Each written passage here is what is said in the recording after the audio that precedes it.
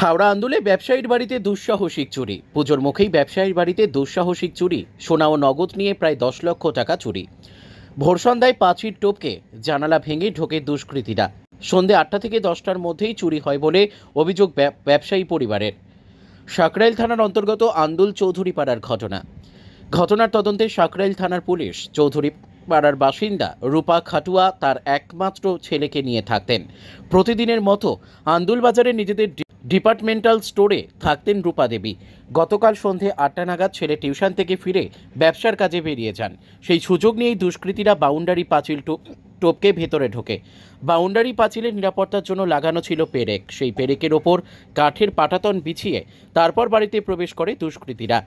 ভর সন্ধ্যায় এমন দুষ্কৃতী কার্যকলাপে আতঙ্কিত গোটা এলাকা। ওনারই বাড়ি, এই বছর 3 আগে মারা গেছেন। ওনার এক ছেলে, ওনার স্ত্রী আছে। ওনার তো বিজনেস পাইকারি হোলসেল কারবার। তা উনি ওই আমার মানে বৌমা আছে যে, ও সন্ধ্যেবেলা হচ্ছে যে এখানে চাবি টাবি দিয়ে ও দোকানে এই বিজনেসেই বসে। আর ওনার ছেলেও পড়াশুনো করে। উনি এর থেকে প্রাইভেট পড়ে এসে উনিও হচ্ছে যে আমার ভাইপো, ও হচ্ছে যে দোকানেই যায়। 8টা সাড়ে 8টার সময় দোকানে চলে গেছে। তারপরে এই ঘটনাটা ঘটেছে। মানে মোটামুটি যা ঘটেছে খুবই খারাপ ব্যাপার লাগছে।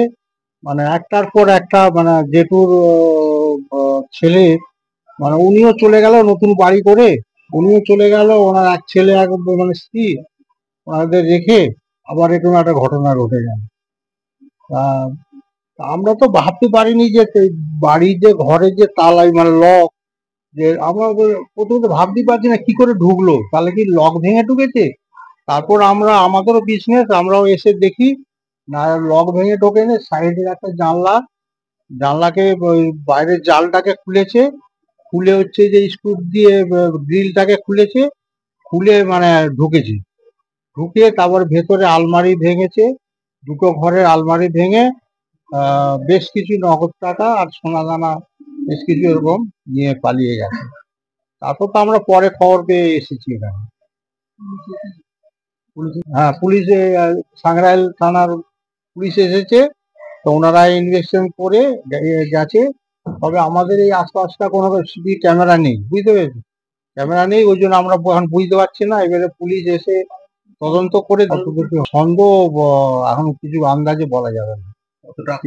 দেখুন, মানে আমি তো এখন আমার বৌমার সঙ্গে তো আমি কোনো কথা কইনি যে কতটা কি হয়েছে। উনি তো ওনার মনের অবস্থা খুবই খারাপ। উনি তো সেই পাগলের মতন হয়ে বসে আছে। ওনার সঙ্গে না আলোচনা করলে তো আন্দাজে বলে তো কোনো লাভ নেই, বুঝতে পেরেছেন। তো বেশ ভালো রকমই গেছে আর, ঠিক আছে। আমার নাম রবীন্দ্রনাথ খাটুয়া। আমি হচ্ছে যে মানে আমি দাদা হই, খুঁড়তো দাদা। ঘটনাটা, আমি যেরকম দোকানে থাকি, মা আর আমি দোকানেই ছিলাম। তো মা একটু আগে চলে আসে 10:30 11টার সময়। এসে ওইরকম জানলার অবস্থা ওরম দেখে আমার ফোন করলো। তো ওই সন্ধ্যের দিকেই হয়েছে, 8টা থেকে 10টা সাড়ে 10টার ভেতরেই হয়েছে। ক্যাশ তো ছিল, মায়ের কত গয়না ছিল সেটা আমি জানি না, মা জানে। মা তো বলছে গয়না চুরি হয়েছে। ক্যাশ ছিল 2.5-3 লাখ এরকম ছিল ক্যাশ, গয়না তো আছে না। জানলা ভেঙে, সেটা মনে হচ্ছে জানলা ভেঙে ঢুকে। হ্যাঁ, এসে দেখি জানলা ভাঙা।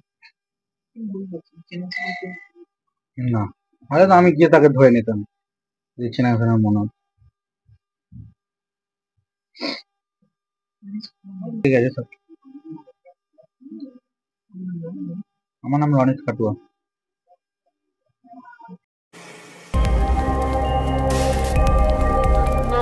মহামায়ার পদধ্বনি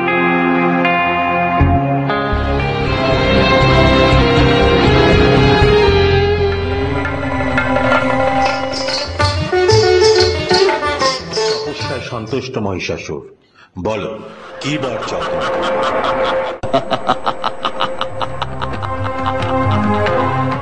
এত তোর লোভ, দেবতার হব্য তুই নিজে পান করিস?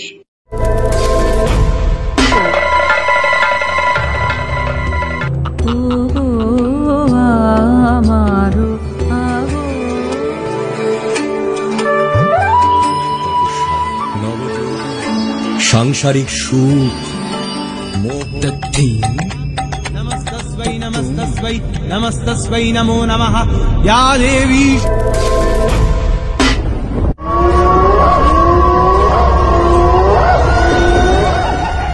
আজ থেকে সমগ্র জগতে তুমি চামুণ্ডা।